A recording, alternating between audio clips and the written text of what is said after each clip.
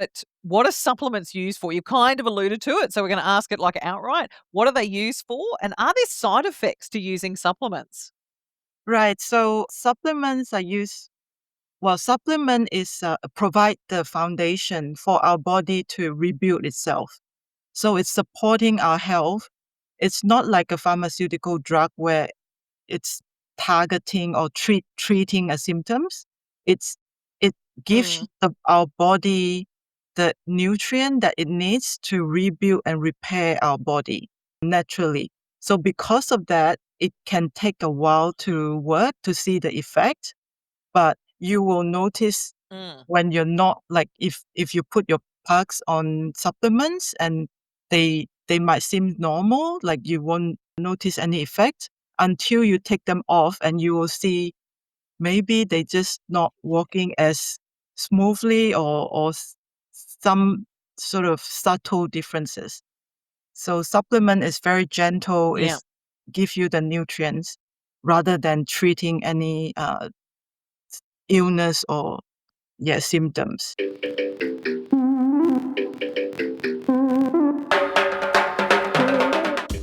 Hello, humans and puggies. Welcome back to the Pug Life Show. Brought to you by Pug Parties, because your pug deserves to be the best dressed at the porty. And you can check out the pug fitting, harness and toilet-friendly outfits at pugparties.com. I'm your host, Donna, and with me are my Puggie co-hosts, Rosie and Kenji, with their rescue foster brother, Buster. For our first episode of Season 5, we're diving into the world of supplements designed specifically to support dogs. From calming blends that help ease their anxiety to gut-friendly probiotics that keep their sensitive tummies on track. Not to mention mobility-boosting nutrients that help them stay agile despite their unique build or age. Canine supplementation is gaining in popularity, but not all supplements are created equal. So we've invited our friends from Happy Poochie Dog Supplements to talk all thing pug mentation, so you know what to look for to help your puggy feel balanced, bouncy, and at their best. But before we zoom in, don't forget to subscribe to our newsletter. You'll find the link in the show notes, so you can be the first to know when the next episode lands and get access to a lot more pugtastic goodies. Hello, Ping and Rohan. Thank you so much for joining me today on the Pug Life Show. We're talking about, and I do love this is what ChatGPT come up with, pug mentation. So supplementation in general for dogs, but obviously we'll just refer to it as pugs, even though technically there is supplementation for all dogs, or especially your supplements are for all dogs. How are you? We're very well, thanks. How are you? Good. First episode of 2026. And it's always my favourite because it feels nice and fresh. And it's still sunny outside as well, which is always nice. Fantastic. Yes. Awesome. So we'll get cracking. We'll talk about all things pugmentation. I'm going to trip over it for the entire episode. I know it. But before we do that, tell us a little bit about yourselves and your fur family. Yeah, well, first off, thanks so much for having us on the show. And just a little bit of background about us. My name's Rohan, and Ping here is our co-founder. Hello. My co-founder. Hello. And we're proud. First and foremost, we're proud pet parents. We do have a little Shih Tzu Maltese that has turned 10 now, named Schmitty. And because of Schmitty, Great name. Yeah, it is a great name. We started a dog supplement company called Happy Poochie Dog Supplements. Now, that was born because a few years prior, Schmitty has been diagnosed with arthritis in his back leg. And as somebody who's rescued dogs his whole life, I've seen the kinds of negative effects that can have on dogs. So that prompted us to go and search the market and try and find something that would help support him naturally. Because me and Ping here have a background in biohacking and human supplementation.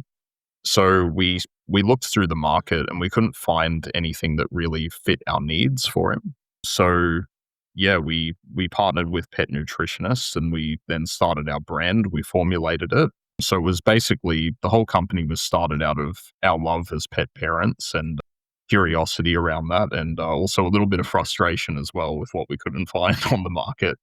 So that's a little bit of background on us. Yeah. Nice. So for those who don't know, what is biohacking? Right. So biohacking is basically using food, supplements, technology in conjunction to help with our mental and physical health, stay in top health, and and live longer, happy life. So, for Awesome. example, Or should I say awesome? awesome. The pug life. So basically, we try to, like, for example, we have, like the Fitbit where you track your steps, you track your heart rate, track your sleep, and you use supplement to give your body, to support your body naturally heal and to reduce any anti-aging or provide anti-aging effect. So similar in pets Mm. as well. Yeah. Mm. Actually, I have to admit, I haven't seen a dog Fitbit yet. I'm sure it'll be out there soon, though. That Oh, yeah. There's without a actually doubt. a dog walk tracker. Yeah, there's dog tracker that Oh, really? count their steps. Yes, and make sure they are having Oh my enough god! exercise. That's our next project. Actually, we're thinking of coming out with an app that will help with overall health, not just supplements. Yeah. Mm. Oh my lord! I have learnt something new. I'm going to have to hunt down this dog walking tracker. Not that my pugs would need it.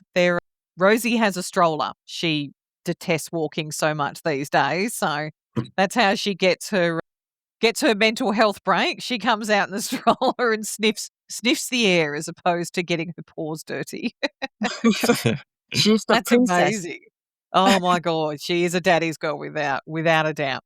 So we'll start with all the basic questions, all the numpty stuff, and then we'll get into the more in depth stuff like the sort of supplements that you supply and what they're designed for.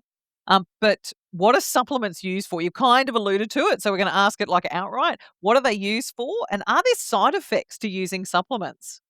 Right. So supplements are used. Well, supplement is provide the foundation for our body to rebuild itself. So it's supporting our health. It's not like a pharmaceutical drug where it's targeting or treating a symptoms. It gives Mm, our body the nutrient that it needs to rebuild and repair our body naturally. So because of that, it can take a while to work to see the effect, but you will notice mm, when you're not, like, if you put your pugs on supplements and they might seem normal, like you won't notice any effect until you take them off, and you will see maybe they just not working as smoothly, or some sort of subtle differences. So supplement is very gentle, yeah. is give you the nutrients rather than treating any illness or uh, symptoms. Mm. So So, yeah, and are there side effects to supplements? I know that's sort of like that's always a key concern of a pug parent is that if I give them this, am I gonna have to then deal with that because I'm treating this, but it's causing this side problem? I think the key is to make sure you give supplement that from a trusted brand and in the right dose. Like, too much is may not be good if it's not Yeah. the right amount. So we always advise, sometimes every pug, every dog is different. And we always advise to Mm, start slowly, like give less dose to try and get them used to the supplements for the body to absorb it and work with it. I haven't seen, it's not mm, every dog is different, but if they have any allergies or any things that they already underlying medical condition, it's best to speak with the vet first before starting on supplements. But otherwise, there should not be any side effects. And just to add to that one, our supplements particularly, we try and use the most natural ingredients that we can. We don't really use many things that are synthetic in there. Obviously, you've got to use a little bit of flavoring. mhm, But that's about as far as it goes. So if ingredients are natural and it's a natural thing for animals and humans to consume these things, then they shouldn't have any side effects. That being said, like Ping said, every dog's case is different. You could have a sense of a very, very sensitive tummy. So it's always best to consult with your veterinarian, obviously, before. And yes, also starting off on a very small dose at first and then gradually increasing over time. Yeah. And in addition to that, sorry, I was gonna say No, go for it. not all vets are the same, and I prefer holistic vet that are actually looking at the pugs as a whole rather than just a lot of vet out there are not trained on nutrition as well. So Mm. yeah, it's important to find the right vet. Yeah.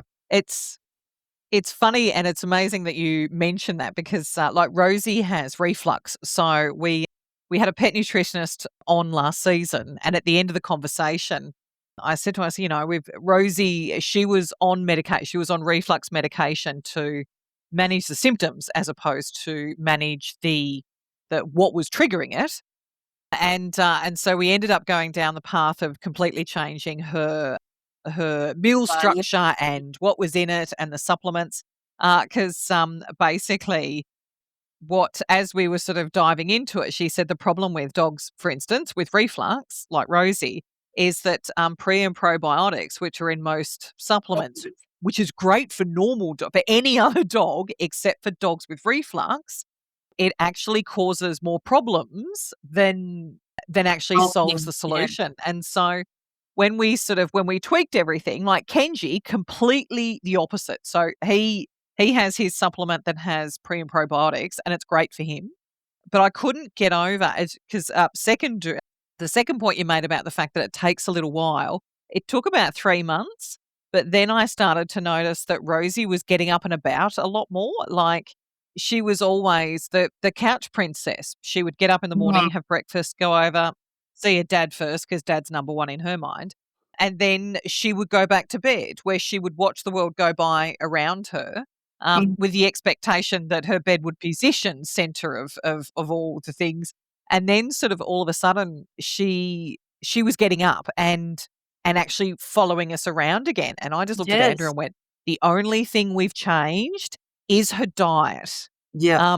And it was so worth the effort of going through the painful process of the transition and the new ways of doing and things. And then even worse, searching the world to find a supplement, a digestive enzyme that didn't have pre or probiotics. I was like, oh my God, this is insane. But it was worth it in the long run. So my personal experience is supplements do work, but that was after consulting a professional who knew what they were talking about, because I would have just kept giving her the tummy thing, thinking that was actually good for her.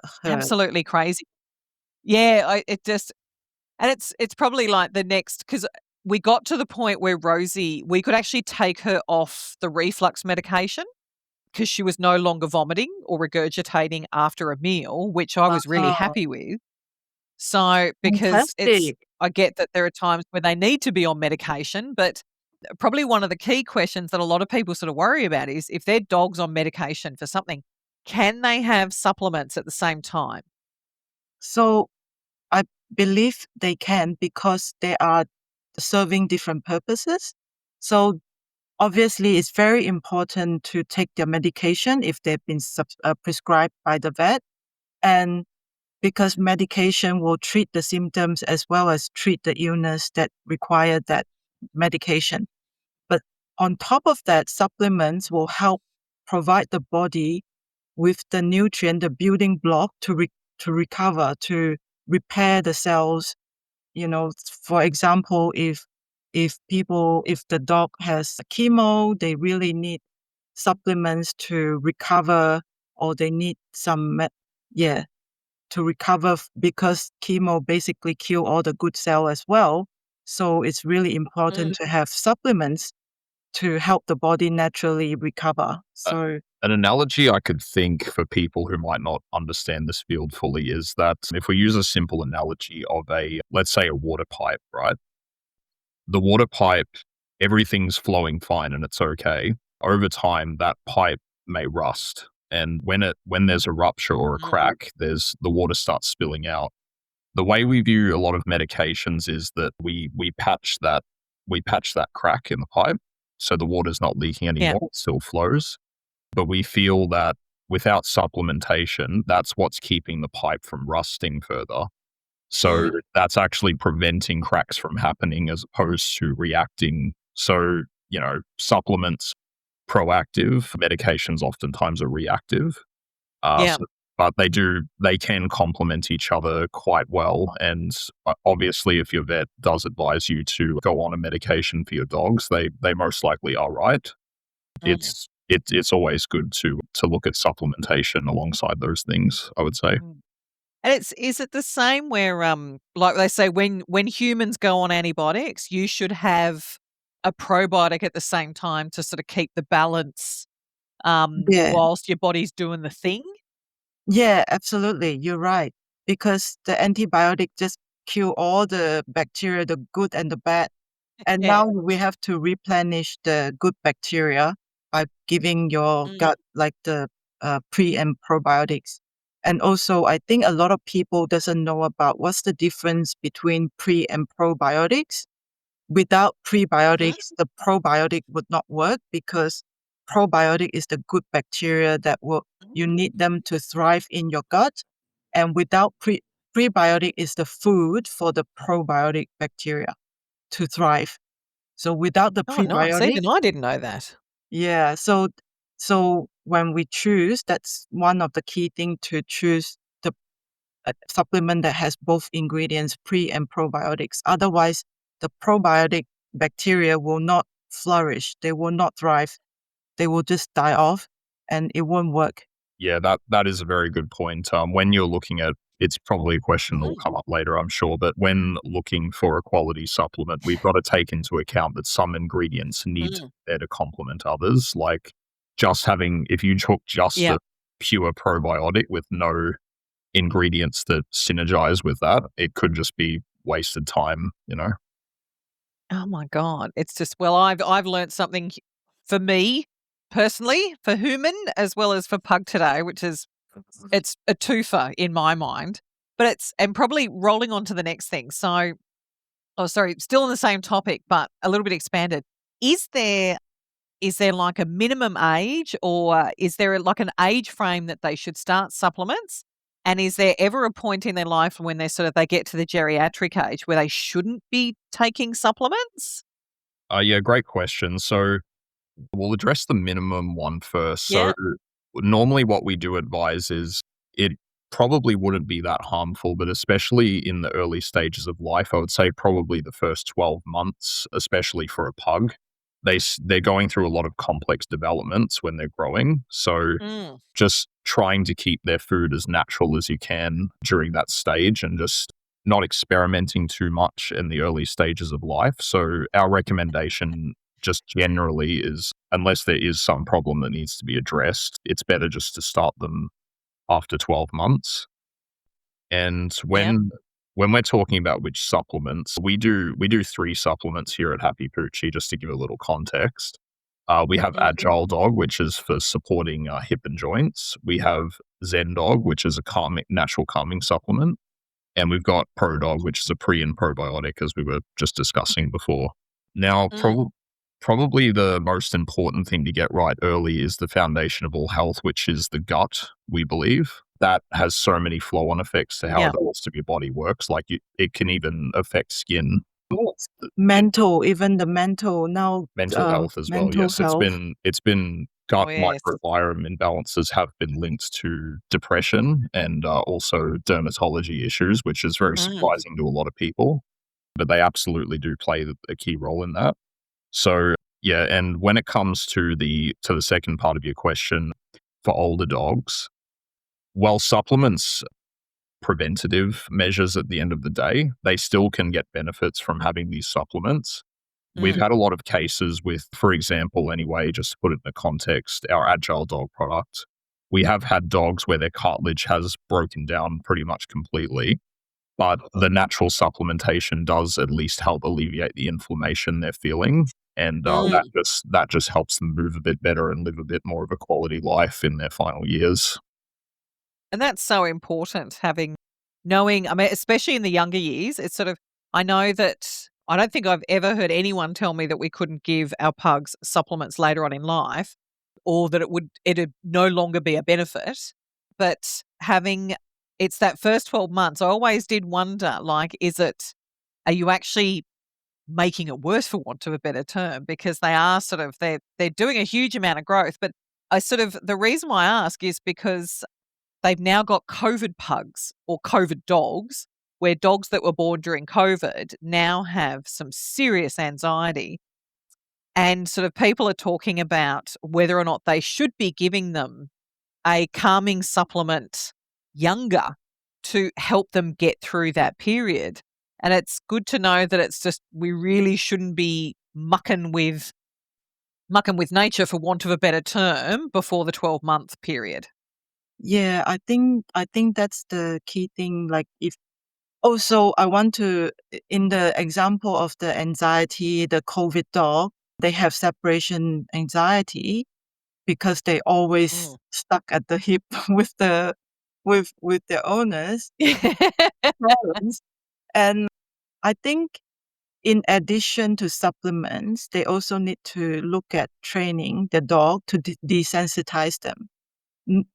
Even though we own the supplement brand, we would not just sell it if, solely on supplement. I believe they need supplement is there to help the pug feel calm and feel like they get out of the panic mode, and they feel like they can survive, they can do this. And then when they're calm, Yeah. we can learn better, and then we train them to be calm, train them to desensitize that separation. So that's where the calming supplement can help. But if they really have severe case, I think they can still take the supplements, but probably better to, get professional advice on that before the 12 months. But after the No, 12 that's awesome. months, yeah, I think that's where the calming supplement can help after 12 months to help them stay calm and feel like they can learn. They have a clear mind to learn new tricks and learn to desensitize. And I think in terms of pugs, other than the COVID pugs, there's also the tendency, like the predisposition of having like Oh, yes. flat face and short nose. They have breathing difficulties, and that can make them very nervous or, gasping for air. And if they get nervous, it will make the breathing worse. So I think Yeah. calming supplement will be very useful in that sense, help pugs stay calm. Oh, And yes. They're impact Velcro their pugs. health. The name is there for a reason. They would, to be honest, like, I have to admit, like, I work from home now, so it's not so bad, but the place where I used to work, there were no dogs allowed, unfortunately. And yeah, the puppies were never happy when I was walking out the door and they could see the briefcase. They knew that mum was going for the Love day and they couldn't go where she was going. But I have to be honest, like, that lot in my office, nothing would get done. Like, they'd be spending so much time doing their circle work around every desk, looking for pats and attention, that nothing would ever get done. So pugs can be counterproductive. I will give you that. Terrors. They're the social Now it's butterflies. actually a good segue. Oh, tell me about it. Absolute social butterflies.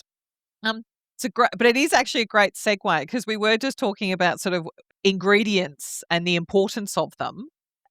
But I was saying to someone earlier today that I had the interview this afternoon, and she was quite interested as well, because she has an anxious dog. But she was just sort of like, I didn't realize supplements were such a big deal. And I said, well, what I do know is not all supplements are created the same. Yeah. And so it's really important that you understand, just because it says it's for whatever doesn't mean that every brand puts the same things in their thing. So walk us through how to read a supplement label and the kind of tricks that are used by brands to mask over the truth of what's in it. Probably the best way to put it. Yep. Yeah, no, absolutely. So Yeah, a few things that parents, I should say, should look for when they're looking at a supplement label, or maybe even humans for themselves as well, because it's a lot of the same principles apply. Yeah. Um, these companies they're not, one of the biggest red flags I would say is the proprietary blend, if you've ever heard of that term before. What a proprietary Yes. blend is it means that it will show you the list of ingredients, but you have no idea what percentage of what is in there. So it could say, like a good example for like a dry food, you might go and look at it, and the first ingredient is chicken. And then further down the list, another one is barley. But just because chicken's at the top of the list and barley's at the bottom, it doesn't mean anything. It could mean that it's 90% barley and 10% chicken. So you don't think really know. So yeah, transparency is the key. Like, transparency is the key on labels. So always look for labels that list out each ingredient and they list out the exact dosage. You'll see, like, for example, chamomile in our calming supplement is the first ingredient. It's got 200 milligrams of that in there. So you just want to look for lists that list out those ingredients and give you the exact dosages. So that's probably first and foremost the biggest thing that you should look for when looking at a supplement. The other thing I would suggest is it can be a bit overwhelming, especially when you're new to the Yeah. world of supplementation you've got all these words, like one of them on our Pro Dog is protulioacarides, which is a very long word, very hard to pronounce. I get it. But taking that time to just, snap a photo of that label when you're in the supplement store, just go home, get on the internet, just do your research. Like, it doesn't take as much effort as you think to find out as much as you can about an ingredient. At the end of the day, there's about a paragraph of information you might have to read, and then you'll be across it. So, I would, especially with AI nowadays, they can help answer Oh, all these yeah. questions. Like, you can compare. Actually, we got to be cautious with AI too, because we can't just believe one source And when it tells us. yes. We have to compare at least 2 or 3 different sources. So I'd strongly recommend that as well with research. Mhm. yeah. So in addition to that, meaning the transparency, knowing that there's a list, avoid the proprietary blend because you don't know what is in there. Like, would you eat something yourself without knowing what Yeah. ingredient is in there, let alone giving to your beloved pugs? So that's the first thing, but also knowing the dosage after you do the research. Yeah. Like, make sure the dosage is functional, meaning there's enough to work rather than just a sprinkle of hopes. Like, just sprinkle a little bit of this, a little bit of that, or just hope that it will work. Yeah. Yeah. I think those are No, the key things to look out for. no, that's awesome. And I have to admit, whenever you say proprietary blend, what flashes through my mind is KFC. Nobody knows. Oh yeah, the secret ingredient. Nobody knows what's in those secret spices. I've always Yeah. wondered if there's some sort of MSG or something along those lines, but I think it was like, I don't know how true this is, but it's like the furphy. Like Coke used to be laced with opium, like when they first made Oh Coke. It was, yes, yeah. yes. And so like it's so proprietary blend. Oh Um, and so yes, but it's actually I just made a note because it did. I did think to myself the second you said, I went, God, that sounds like the KFC 7 spices and herbs or whatever else. Nobody's quite sure how it's all. It's just all. It's all magic. Mag- But it is a great point. Like sort of reading a label and going, would I put this in my mouth? And if I wouldn't dare put it in my mouth, why would you give it to your fur baby? Mm, Um, and I had to, like, when we were changing the pug's diet and all that sort of stuff last year, Rosie had to get a different bath mints to what she was mhm, on because the yes. fat content was too high. Mhm. And the new stuff, obviously, it's always the way. The Princess, it's more expensive and it looks incredible. And the first time we sort of defrosted the little brick and we were sort of getting it all ready, my partner Andrew come into the kitchen and he's like, "Is that dinner?" And I'm like, "No." But it does look pretty good, like, and it's obviously not cooked. And he was like, "Oh, is that dinner?" Because he honestly thought it was a hamburger. Right, dinner for human, good But enough to yeah, eat. I mean, it was human grade mince, and I said to him, Mhm. "I probably could cook it for you, but the chewed up bits of bone in it would be a bit ugh. Ooh.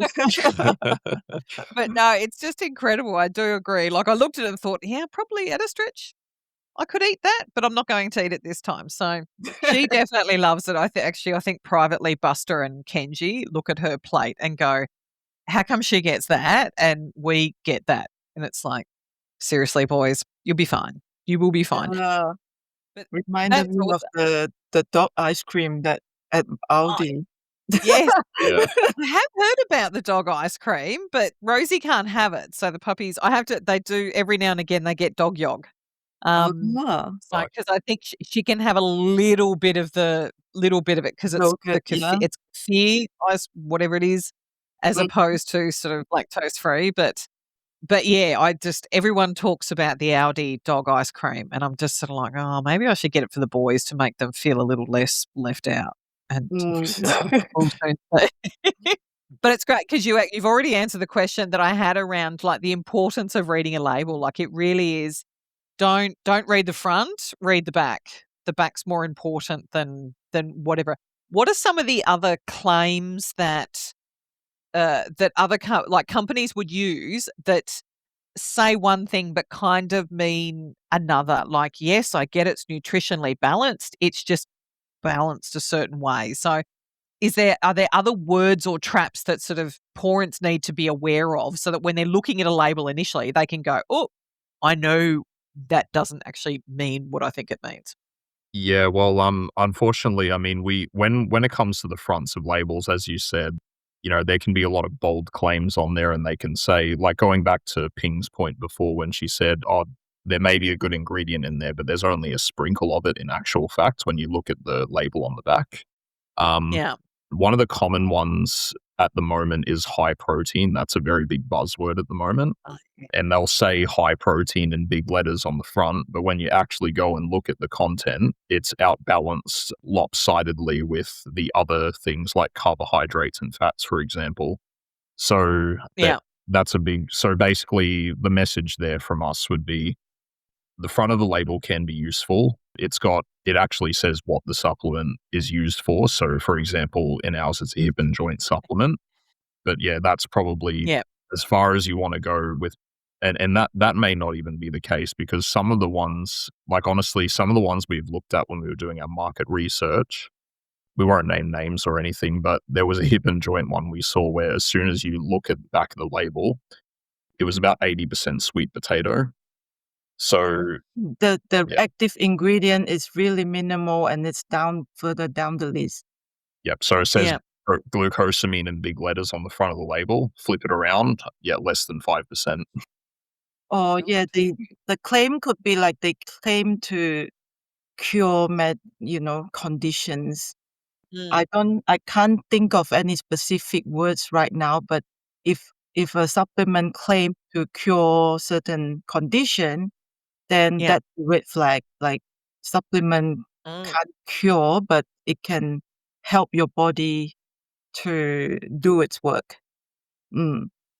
No, that's good because I did have my next question was gonna be, are there definite red flags? So, God, the next time I go shopping for supplements, I know what I'll be. Oh, another It'll take thing, me a lot longer to go shopping. yes, look at all the labels and compare. Actually, another thing came to mind about what to look out for when they shopping for supplements is the form that the supplement comes in. So our supplement come in soft chew, meaning the supplement is made by cold pressing, like cold intrusion is the word. They press the Mhm. ingredient together to make it into shape, and there's no heat involved. Yep. There are supplements out there that are chews, but they look like biscuit, meaning they have been heat treated. And when it's heat treated, all the nutrition, majority of the nutrition will be lost. So it's not as good in the hard chew form.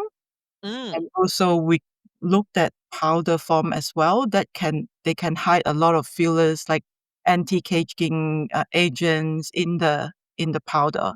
So Yeah. just be aware of the form as well. Yeah. It's actually a really good point because when we had our pet nutritionist Jackie on last year, she was talking about like kibble and what they've got to go through to make kibble and then what they then spray on the kibble to then bring its nutritional value back up. But the kibble then goes off quicker because this spray, like if it's, I'm just trying to think like omega-3 fatty acid enhanced, Mm-hmm. because the kibble's not kept in the fridge, it actually goes off. So when Porrent's looking at supplements and they're looking at use by dates, Mm-hmm. I'm assuming it's a similar thought process of something that is not heat treated will have a shorter shelf life, but that's actually a good thing.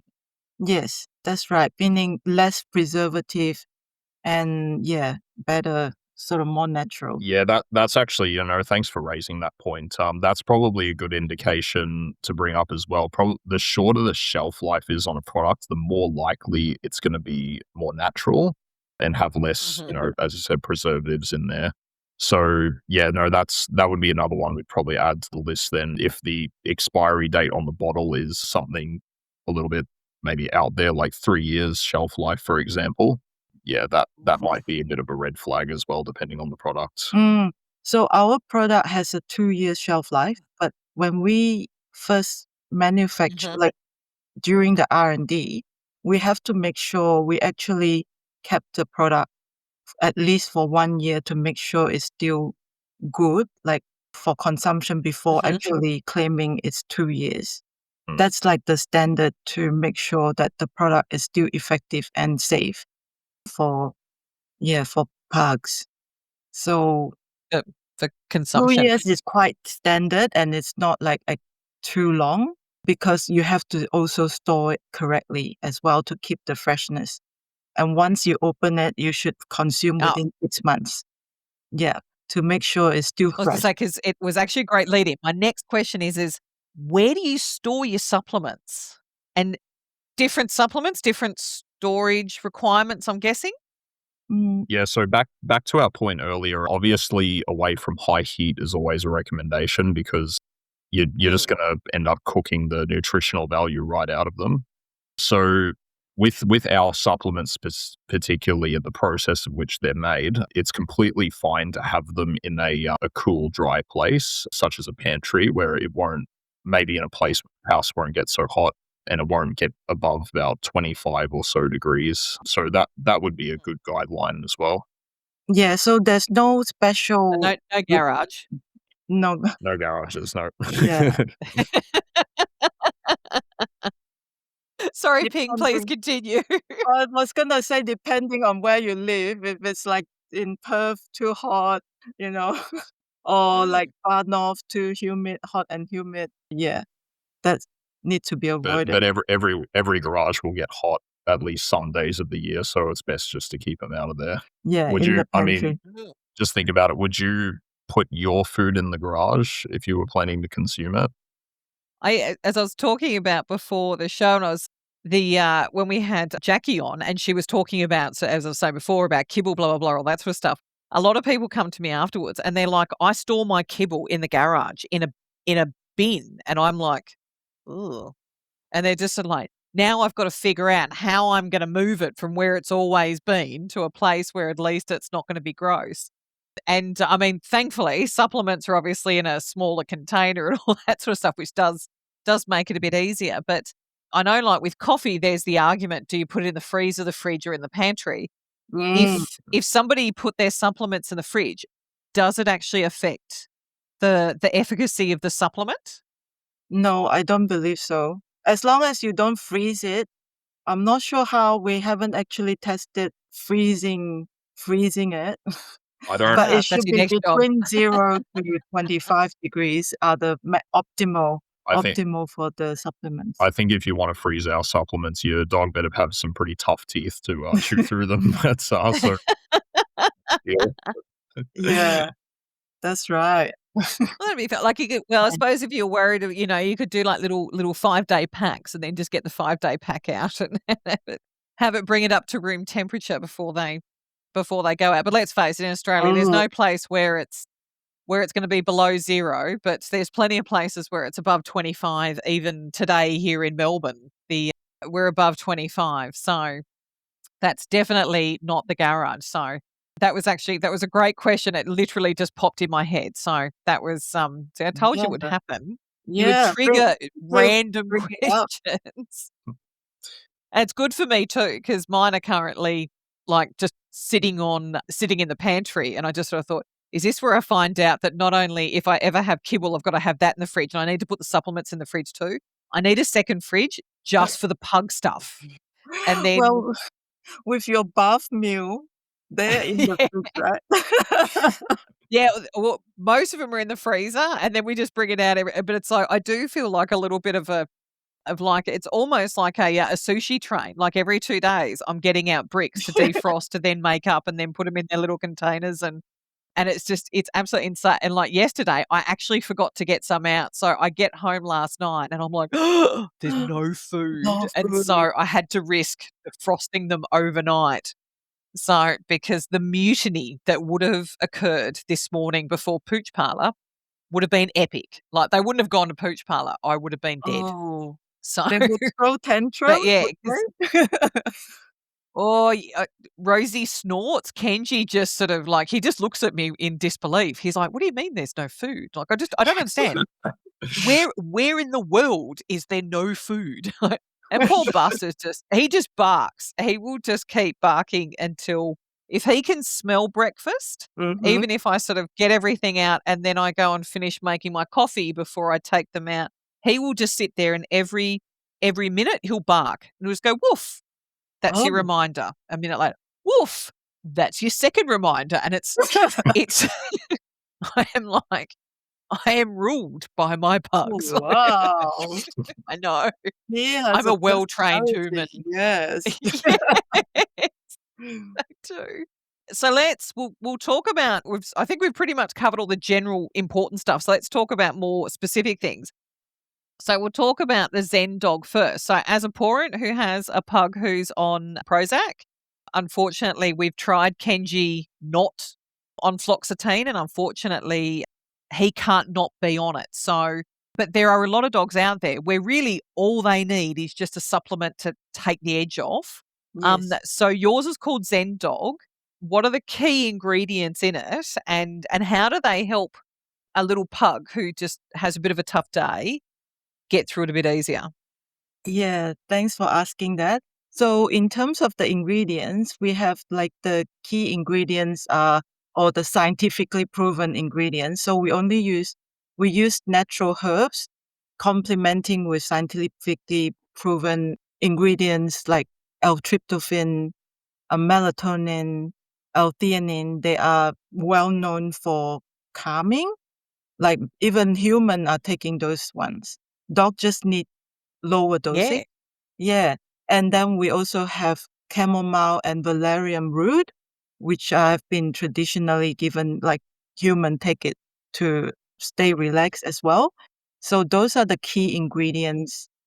We also have ginger root, which help with travel sickness. Some dogs has travel sickness. Mm. So calming doesn't Oh, only yes. mean, emotionally calm. Sometimes the physical, like they have car sickness, so the ginger root will help as well. So those are the key ingredients in Zen dog. We hope that the dog will stay Zen, like, a yogi. So do calming supplements make them sleepy? No, so they don't. It depends on the supplement you're talking about, but if we're talking about ours specifically in Zen Dog and how we Yeah. formulate ours, it's more about regulating their moods over time. So it's, sometimes if you looked at it like a bar graph, like their emotional state could go on highs and it could go on lows throughout the day. Yeah. What our supplement does is it helps that be a bit more balanced throughout the day. So it helps regulate their mood, but it doesn't make them drowsy. It does have a little bit of those ingredients, such as we mentioned the melatonin. the melatonin before. That help them, like it's more regulating the circadian rhythm, help them sleep well at night. Like So yeah. Ah, yes. Yeah, we've gotten some very good results from some customers that said their dogs get very anxious whenever there's fireworks displays or thunderstorms. Yeah. It does help them sleep a bit better through the night, especially if it's, you know, something like New Year's, for example. Or some dogs Mm. just bark at Mm. everything. Mm. Then they stop barking. They Dash just hounds. freeze. Dash Yes. hounds. Yeah. So how long so how long does it take before, like, in general, how long would it take for a parent to sort of start seeing changes if they were on the Zen dog? Yeah, we recommend 4 to 6 weeks. So because the body need to start doing the work, and in general, 4 to 6 weeks. Some feedback has said like even after 2 weeks they are seeing great result, but in general, 4 to 6 weeks. In short, it will vary depending on the dog. Yeah. Mm. Mm, absolutely. Well, even like fluoxetine takes 6 weeks, and it's much Oh, more wow. hard hitting, for want of a better term. Mm. So yeah, so it's actually quite good that it's taking a similar amount of time, even though it's not a what's the word I'm looking for? A Like, dedicated SSRI. yeah. So yes, Kenji does get car sick, which was actually when I was looking at the Zen dog, I thought, maybe I might give him some the next time we know we've got a long drive, because that pug, he may be small, but the last time he vomited in the car, it was everywhere. And I mean everywhere. It was just, and we have like a hammock. So, and all I can say is thank God the puppy hammock and the towels that we sort of Contained. had for them kind of caught it all. But we were only 2 hours into an 11-hour drive. I've just Oh, I've no. looked at Andrew and gone, this is not gonna be great." Like, Oh, and so we sort of, no. like, cleaned everything up, and it just meant they didn't have towels and blankets to snuggle up in the back of the car. Oh, Luckily, sort of that we could clean up the hammock reasonably well, and then we had a bag that we could sort of shove all the vomit stuff no. into. But the car just smelt like vomit for the next 10 hours. It was awful. It was so Oh, no. bad. And when I was reading the fact that yours can actually help with car sickness, I thought, "Oh, where were you last year when I needed you?" So, yes, the next time Never too I will late. plan Yes. out the, oh my Yes. god, it was just, yes, as I said, I've never seen so much vomit come out of such a little pug. It was just Oh, amazing. no. But Poor thing. we'll stop grossing out all of the listeners, because they're either thinking I'm there with you, Donna, or they're going, "Seriously? Do we want to talk about vomit?" So, so Rosie and Kenji both have hip dysplasia. They're so far along that they actually need injections. But you do have a supplement. So tell us about, I'm trying to remember what it is. Agile Dog. Agile dog, yes. Yeah. Yeah. So yeah, with Agile dog, what it does is basically, I'll just give a background on the supplement itself. So Mm. it is a preventative, just like all of our other supplements. And what one of the main problems with dogs are, especially with inbreeds like pugs who are very genetically dispositioned towards this kind of thing called hip Yes. dysplasia, if Mm. I'm pronouncing that word right. It's It sucks. it does, yes. I've had many dogs in the past with it as well. So hip dysplasia, really what it does is the joint isn't sitting in the socket properly, and it moves around a lot more than it should. And what that causes is there's a thin layer of cartilage that's between the bones, and the purpose of that cartilage is to stop the bones from rubbing together and causing things like osteoarthritis and discomfort and Pain. inflammation and Mm. pain as well as a result. Mm. So what Zen Dog does is Agile dog. sorry, Agile Dog. And we've moved on from Z Dog. Forget about it. We're on Agile. About it, yes. So what Agile Dog is it what it does is it preserves that cartilage that's still there. So Mm.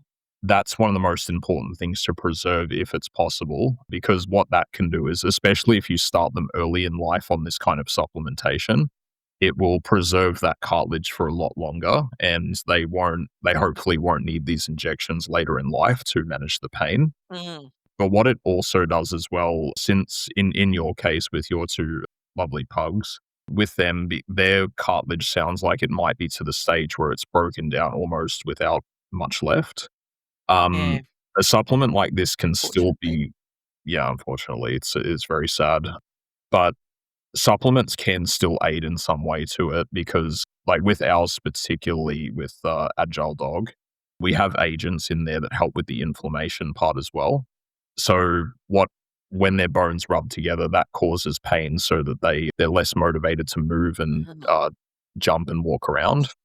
But if you have an anti-inflammatory natural supplementation there, it will reduce that inflammatory pain, and they should feel more confident to walk around, not knowing that they won't be in as much pain as they were before. And we've seen some really great results with this in some older dogs that we've had customers come back to us on, specifically the Mm. larger breeds as well. So, like, we've had some border collies, we've had some German shepherds as well who are also prone to it.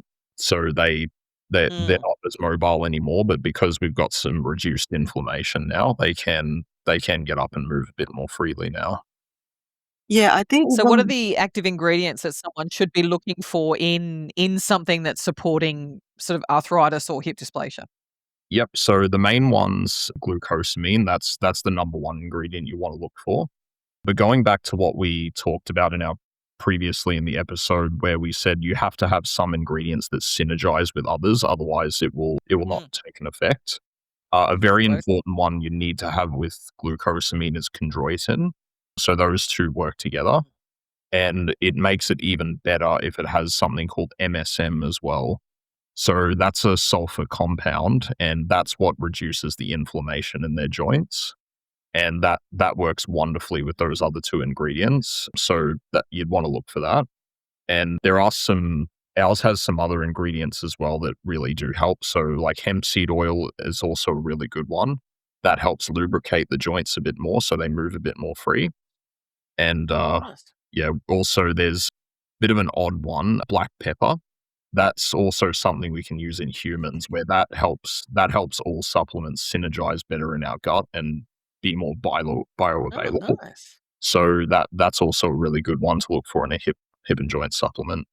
just to add to that, the black pepper is specifically like really scientifically proven to improve the absorption of turmeric. So in our supplements, there's turmeric powder, organic turmeric powder. So that is well known for anti-inflammatory. So I know your pugs are getting injection. They need the injection, but injection is just painkiller. It's not going to help with Mm. the anti-inflammatory and the worsening of it. So supplements will help with reducing the inflammation and also reducing the pain and also preventing further deterioration. So I I'm think they work, yeah, It's supplementary. one of those examples too where like prescribed medication can work quite well in conjunction with supplementation here. So this is a good example of mm. that. And I'm glad you brought up the black pepper because when I was doing the research before the episode and I saw and I forgot to write it down, I did think to myself, of all things, black pepper.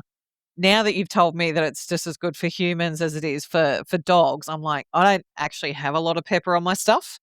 I'm like, ugh, I think I'm going to have to add more, more pepper into my diet, which is just incredible. And it's amazing. Like, it's having these conversations and then finding out these little things and then going, I'm forever changed. It's a piece of useless general knowledge I'll never need on a trivia night. But will actually, at least when I read the nutrition panel, I will know exactly why there's black pepper or pepper on it. Yeah, glad we can bring It's it just up. incredible.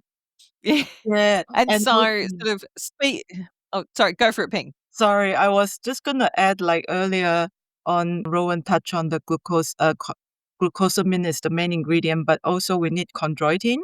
It's like glucosamine provide the Mm. vitamins, the building block, but chondroitin is the key ingredient that direct the glucosamine to the joint, to the end point, and to Ah. actually build the cartilage there at the joint, and also it will actually draw the moisture and the fluid to the joint. So that is actually chondroitin is the expensive ingredient, and a lot of supplement they don't have this, or they have very little of Well, it. they have trace amounts, yes, because Yeah. it's very expensive to make. Yeah, but Right. it's Yeah. key to making this work. Yeah. And the MSM That is, is really interesting. yeah. It's like you need to direct the supplement to the right place. Otherwise, it's just free flowing. It's not gonna go to the joint. Yeah, it's like going back to our point as well. You Yeah. can't learn all of this by just looking at a nutrition facts label on the back of a package while you're at the store. So yeah, Mm. I'd strongly recommend people to actually, just take a photo label with your phone, go home, do your research, and this is the kind of stuff you find out, and it can save you a lot of time experimenting with stuff that may not be optimal, and finding the right stuff quicker. Yeah. And we do have on our website, we have a page where we put all our ingredients, and we put links to medical research pages. So in case any of your parents interested, they can go and check it out as well. Yeah, so our website's got more than just our products on there. We do also post blogs quite regularly where you can find out nutritional facts and articles and studies that we find interesting. And all of our supplements have explainers under every single ingredient as well, if you look on the website. So I'd highly recommend anyone to go over and have a look, and obviously check a few other sources to make sure that we're right. But we've done that work for you. Yeah. But I'm glad you mentioned it, because I did actually have it written down to say that that people should go and have a look, because I found it very interesting. I didn't have time to read all the scientific stuff, but that was how I knew there was black pepper, and I just went, oh, interesting. yeah, I That's think all. it's very important to, rather than just sell our product, we really want to educate parents out there that, even if they don't buy our product, they need to know how to differentiate a good versus not so good product and make informed decision. Yeah.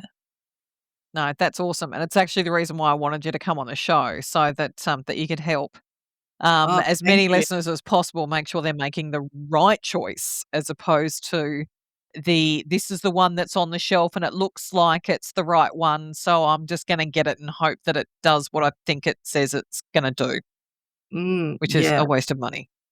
Yeah. And waste of money, and then your pugs and your fur baby are still suffering, not getting the right care. Mm. Yes, and there's nothing that annoys me more than spending a lot of money on something that doesn't actually work. But we'll get on to the last one. So we have sort of talked about it initially at the start. So you do have a pre and probiotic supplement, which, unless you have a pug like mine that has reflux, is actually really good for general health, general pug health, if I've got it right. Yeah, absolutely. So unfortunately, Kenji can't. Is that Kenji that can't take it, or is that Rosie? Kenji can, Rosie Kenji, can't. Rosie can't. Unfortunately, Rosie can't take it. But the intention that we have is that rather than just providing the pre and probiotics, we want to also help. I know a lot of parents that are into their pug's health. They are also transitioning their pug's diet to a raw diet, and when especially the early transition phase, they really need the digestive enzyme to help break down the ingredients and help better absorption. So that's why we also included the enzyme, the digestive enzyme in our product. Yeah, to help with general gut health, digestive health as well. Another big one as well, specifically relating to pugs. I know a lot of your listeners are pug parents as well. So one of the really common issues they do have, which a probiotic would help with, is they have the skin folds. So Yeah. what happens there is, especially, when the skin is folded, it not only creates an environment for abrasions to happen where the skin rubs together, But also if dirt gets trapped under there, it also doesn't get the proper sunlight. It's when you bathe your pug as well, water can get trapped in there and stay. So yeah, when it comes to pre and probiotics and a supplement like this, as we said before, when we said that dermatology issues often originate from the gut, a pre and probiotic, if you have a very strong gut and immune system, it can make skin issues from the folds a lot less likely to happen. So that's another one I would bring up for pugs. Oh, no, because I have to admit, Rosie has quite a deep nose fold, so I have to clean it every day. Otherwise, she rubs it on everything, absolutely everything. So if there's not snot, there's grass stains. I don't know where she buries her face to then transfer grass onto every corner in the house, but yeah, she is not that luckily she's never had any issues, but I know if I don't clean her nose fold every day, the next day it is doubly worse, and she's just rubbing her face on everything. And it's she's the first pug I've ever had that has been that bad. Usually it's like 1 or 2 times a week just to sort of keep things at bay. But yeah, Rosie especially, and she hates it. Absolutely no amount of treats will get her to give me her face willingly. She just absolutely hates it. But it's really interesting that you mention the fact that whatever's going on in the gut, it can actually do something for a nose fold. So I know that the next time somebody at playgroup says to me that their pug's nose fold has got an infection or whatever else, I'm going to say, aha, I know what is contributing to this challenge. And it's not just face work, it's face wipes and gut. Gut, yes. So the Pro Dog, it's got the pre and probiotics and the digestive enzyme. What else is in it that sort of makes it a superfood or a super support food? Yeah, one of the other important things as well is that you have a good amount of probiotics in the formula as well. So it's all well and good to say, yep, this is a probiotic blend, but it's also important to get the right strands in there, and you've got to have enough quantity as well. Ours has 6 billion CFUs in our blend, which I would say if you're going to give a supplement to a dog, you'd want a bare minimum of about 5 billion, that's a very important thing to look out for when for a supplement.